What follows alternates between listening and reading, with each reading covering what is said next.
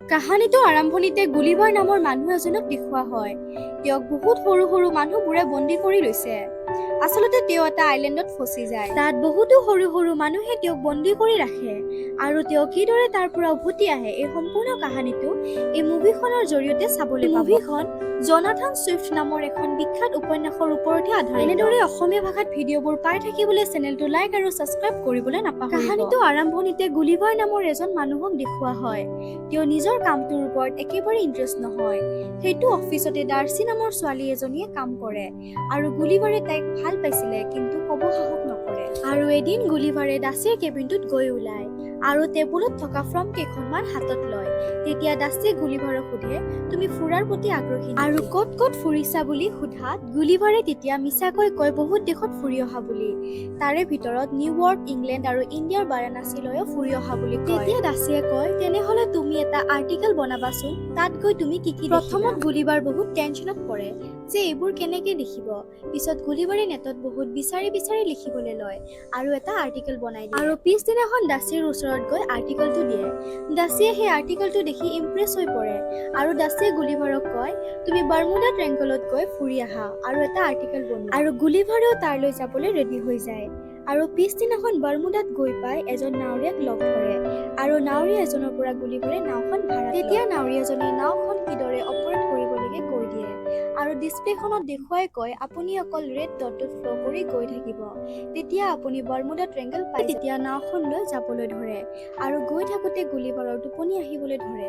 তেতিয়া গুলিভাৰ এটা ধুমুহাৰ মাজত সোমায় আৰু যেতিয়া গুলিভাৰৰ হোছ আহে তেতিয়া চকু খুলি দেখে যে চাৰিওফালে সৰু সৰু মানুহবোৰে গুলিভাৰক বান্ধি থৈছে আৰু গাৰ ওপৰত উঠি লৈছে আৰু গুলিভাৰক বন্দী কৰি ৰাখিবৰ কাৰণে এখন গাৰ ওপৰত ব্ৰিজ বনাই গুলিভাৰে উঠিবলৈ বহুত চেষ্টা কৰে যদিও তাত থকা সকলোৰে সেনাপতি জেনেৰেল এডৱাৰ্ডছে কয়, ৰছী লগাই গুলিভাৰক বান্ধি তললৈ টানিব। তেতিয়া গুলিভাৰ তললৈ পৰি যায় আৰু তেতিয়া গুলিভাৰক ধৰি বান্ধি ৰজাৰ ওচৰলৈ লৈ যায় আৰু ৰজাৰ ওচৰত হাজিৰ কৰাই দিয়ে। তেতিয়া গুলিভাৰে ৰজাজনক বুজাব চেষ্টা কৰে, মই নিউয়ৰ্কৰ পৰা বাৰ্মুডা ট্ৰেংগলত আহোঁতে ধুমুহা বতাহত সোমাই পৰিলো আৰু নাজানো হঠাৎ মই ইয়ালৈ কেনেকৈ আহি পালো। মই আপোনালোকৰ একো অনিষ্ট নকৰো। কিন্তু গুলিভাৰৰ কথা কোনেও বিশ্বাস নকৰে আৰু ৰজাৰ আদেশত গুলিভাৰক পাহাৰৰ গুফা এটাৰ জেলত বন্ধ কৰি দিয়ে। তাত গুলিভাৰে আগৰ পৰা বন্দী হৈ থকা এজন হৰিশ্য নামৰ সৰু মানুহক লগ পায় আৰু সুধে যে তোমাক ইয়াত কিয় বন্দী কৰি ৰখা হৈছে। তেতিয়া হৰিশ্যই কয়, মই ইয়াৰে ৰাজকুমাৰীক বহুত ভাল পাইছিলো, কিন্তু ইয়াৰে ৰাজ্যৰ সেনাপতি অৰ্থাৎ জেনেৰেল এডৱাৰ্ডৰ লগত ৰাজকুমাৰী বিয়া হ'বলৈ গৈ আছে আৰু মই ভাল পোৱা গম পাই জ্বলনত থাকিব নোৱাৰি মোক ইয়াতে বন্দী বনাই। ঠিক তেনেকুৱাতে তাত সেনাপতি এডৱাৰ্ড আহি ওলায়। গুলিভাৰে তেতিয়া কয় যে তুমি বহুত মূৰ্খ হয়। তেতিয়া সেনাপতিজনে বুৰ্বক মানে কি বুজি নাপায় আৰু সুধে যে বুৰ্বক মানে কি। তেতিয়া গুলিভাৰে কয়, বুৰ্বক মানে তুমি বহুত স্মাৰ্ট হয়। তাকে শুনি সেনাপতিজনে উৎফুল্লিত হৈ উঠে আৰু নিজকে বুৰ্বক বুলি ক'বলৈ ধৰে। আৰু যিহেতু গুলিভাৰ কয়দী আছিলে সেইকাৰণে গুলিভাৰক কামত লগোৱা হয়। আনকি খেতি পথাৰত গৰুৰ সলনি গুলিভাৰকে লগোৱা হয়। ঠিক তেনেকুৱাতে শত্ৰু ৰাজ্য এখনৰ পৰা অহা সৈন্যবোৰে গুলিভাৰ থকা লিলিপুট নামৰ ৰাজ্যখনত আক্ৰমণ কৰি দিয়ে। লিলিপুটৰ সৈন্যবোৰে একোৱে ধৰিব নোৱাৰে আৰু শত্ৰুবোৰে সকলো ফালে জুই লগাই ৰাণীক কিডনেপ কৰি পলুৱাই নিব ওলোৱাতে গুলিভাৰ আহি ওলায় আৰু ৰাণীক বচায় আৰু চাৰিওফালে জুই লগাই সকলোৰে দৌৰাদৌৰি লাগে আৰু ভয় খাবলৈ ধৰে। তেতিয়া গুলিভাৰে কয়, তোমালোকে ভয় নকৰিবা, মই জুই নুমুৱাই দিম। তেনেকে কৈ চাৰিওফালে গুলিভাৰে পেচাব কৰি জুইবোৰ নুমুৱাই আৰু ৰজাৰ ছোৱালীজনীক বচুৱাই ৰজাই বহুত সুখী হয় আৰু গুলিভাৰক ৰাতি একেলগে ডিনাৰ কৰিব কয়। কিন্তু তেতিয়া গুলিভাৰে ৰজাৰ ওচৰত এটা চৰ্ত ৰাখে আৰু কয় যে চৰ্তটো হ'ল হৰিশ্যক যাতে ৰজাই জেলৰ পৰা এৰি দিয়ে। তেতিয়া ৰজাই গুলিভাৰৰ চৰ্তটো মানি লয়। হৰিশ্যক এৰি দিয়া সেনাপতিজনৰ বহুত খং উঠে আৰু ৰাতি গুলিভাৰে ৰজা আৰু সকলো মানুহৰ লগত ডিনাৰ কৰি থাকোতে ৰজাই সুধে, তুমি ক'ৰ পৰা আহিছা? তেতিয়া গুলিভাৰে কয়, মই নিউয়ৰ্কৰ পৰা আহিছো। তেতিয়া ৰজা আৰু বাকীবোৰ মানুহে ভাবি লয় গুলিভাৰ নিউয়ৰ্কৰ প্ৰেচিডেণ্ট আৰু গুলিভাৰেও কৈ দিয়ে, মই নিউয়ৰ্কৰ প্ৰেচিডেণ্ট হয়। কিন্তু আচলতে গুলিভাৰে নিউয়ৰ্কৰ এটা নিউজ চেনেলতহে কাম কৰে। তাৰ পিছত ৰজাই গুলিভাৰৰ কথাবোৰ শুনি বহুত ভাল পায় আৰু গুলিভাৰৰ কাৰণে বহুত ধুনীয়া ঘৰ এটা বনায় য'ত সকলোবোৰ সুবিধা থাকে আৰু গুলিভাৰক তাত থাকিব দিয়ে আৰু কয়, তোমাৰ নাওখন আমি বিচাৰি দিম। এইফালে হৰিশ্য আৰু গুলিভাৰ ভাল বন্ধু হৈ পৰে আৰু গুলিভাৰে গম পায় যে হৰিশ্যই ৰাজকুমাৰীজনীক বহুত ভাল পায় আৰু সেইকাৰণে গুলিভাৰে নতুন নতুন কিছুমান আইডিয়া দি থাকে যাতে ৰাজকুমাৰীজনীক ইমপ্ৰেছ কৰিব পাৰে। হৰিশ্যই আইডিয়াবোৰ গুলিভাৰৰ পৰা শুনি ৰাজকুমাৰীক ইমপ্ৰেছ কৰিবলৈ লয় আৰু এইফালে গুলিভাৰৰ নাওখন বিচাৰি ওলায় আচলতে সেনাপতি এডৱাৰ্ডে বিচাৰে যে তাৰ পৰা যাতে গুলিভাৰ সোনকালে নিজৰ জাগালৈ উভতি যায়। নাওখনত গুলিভাৰে নিজৰ বস্তুবোৰ আৰু ফোনটো পায় আৰু তাত এটা ডাৰ্চিয়ে ভইচ পঠায়। গুলিভাৰৰ ওপৰত ডাৰ্চিৰ বহুত খং উঠে কাৰণ গুলিভাৰে টাইমত উভতি অহা নাই আৰু কামবোৰ কৰিব পেণ্ডিং হৈ থকা কাৰণে ডাৰ্চিয়ে নিজে বাৰ্মুডা ট্ৰেংগলত যাব বুলি কয়। পিছদিনাখন হঠাৎ বেলেগ দেশ এখনৰ সৈন্য কিছুমানে সাগৰেৰে নাওলৈ আহি আক্ৰমণ কৰি দিয়ে। তেতিয়া হৰিশে গুলিভাৰৰ ওচৰত আহি কয়, তোমাক লিলিপুট ৰাজ্যৰ সেনাপতি বনাই দিছে, তোমাৰ সহায়ৰ প্ৰয়োজন।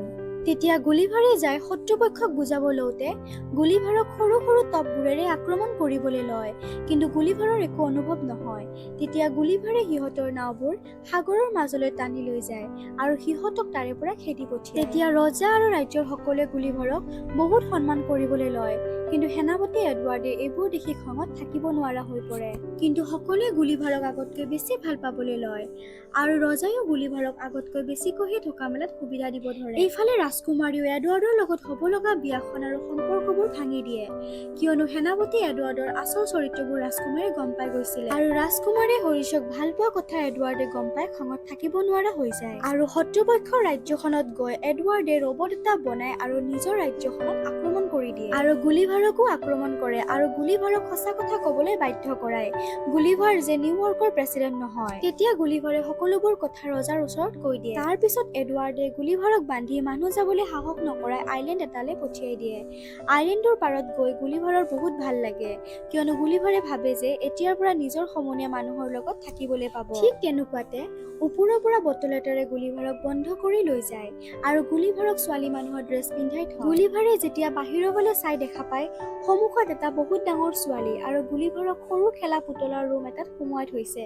তেতিয়া গুলিভাৰে ভাবে যে গুলিভাৰ নিজে এতিয়া ওখ মানুহৰ ৰাজ্যত সোমাই পৰিল। অলপ পিছত তাত হৰিশিও আহি ওলায় আৰু কয় যে তুমি যিদৰে আমাৰ ৰাজ্যত আহি পাইছিলা তেনেকৈ ডাৰ্চিও লিলিপুট ৰাজ্যত আহি ওলাইছে আৰু সেনাপতি এডৱাৰ্ডে ৰজা আৰু ডাৰ্চিক বন্দী বনাই থৈছে। আৰু গুলিভাৰে এইবোৰ গম পাই হৰিশৰ লগত মনে মনে লিলিপুটৰ ৰাজ্যলৈ পলায় আৰু ৰাজ্যত গৈ পাই এডৱাৰ্ডৰ ৰবটটোৰ লগত ডাঙৰ কাজিয়া হয় আৰু তেতিয়া এডৱাৰ্ডৰ ৰবটটোৱে গুলিভাৰক বেয়াকৈ আঘাত কৰে। ঠিক তেনেকুৱাতে হৰিশে ৰবটটোৰ ভিতৰত গৈ তাঁৰবোৰ ছিঙি দিয়ে আৰু ৰবটটো অচল হৈ পৰে। তেতিয়া এইটোৰ সুযোগ লৈ গুলিভাৰে ৰবটটোক মাৰি দিয়ে আৰু ৰজাৰ লগতে সকলোকে বচাই লয়। ৰজাই গুলিভাৰ আৰু হৰিশে ৰবটটোৰ তাঁৰবোৰ কাটি পেলাই অচল কৰি দিয়া কথাত বহুত আনন্দিত হৈ পৰে আৰু নিজৰ জীয়েকক হৰিশৰ লগত বিয়া দিবলৈ মান্তি হৈ পৰে। ঠিক তেনেকুৱাতে এডৱাৰ্ড আহি ৰাণীক তৰোৱাল দেখাই বন্দী কৰি লয়, কিন্তু ৰাণীয়ে সাহস দেখাই এডৱাৰ্ডক এক খোজ মাৰি মাটিত বগৰাই দিয়ে। এইফালে ডাৰ্চিয়ে গুলিভাৰৰ সকলো কথা গম পাই বহুত ইমপ্ৰেছ হৈ পৰে আৰু দুয়োজনে সৰু মানুহৰ দুনিয়াখন এৰি নিজৰ নাওখনেৰে নিজৰ নৰ্মেল দুনিয়ালৈ উভতি আহে আৰু সিহঁত দুয়োজন এতিয়া বয়ফ্ৰেণ্ড গাৰ্লফ্ৰেণ্ড হৈ পৰে আৰু নিজৰ কামত ব্যস্ত হ'বলৈ লয় আৰু ইয়াতে চিনেমাখনৰ হেপী এণ্ডিং হয়। এনেদৰে অসমীয়া ভাষাত চিনেমাবোৰ পাই থাকিবলৈ চেনেলটো লাইক আৰু ছাবস্ক্ৰাইব কৰিবলৈ নাপাহৰিব।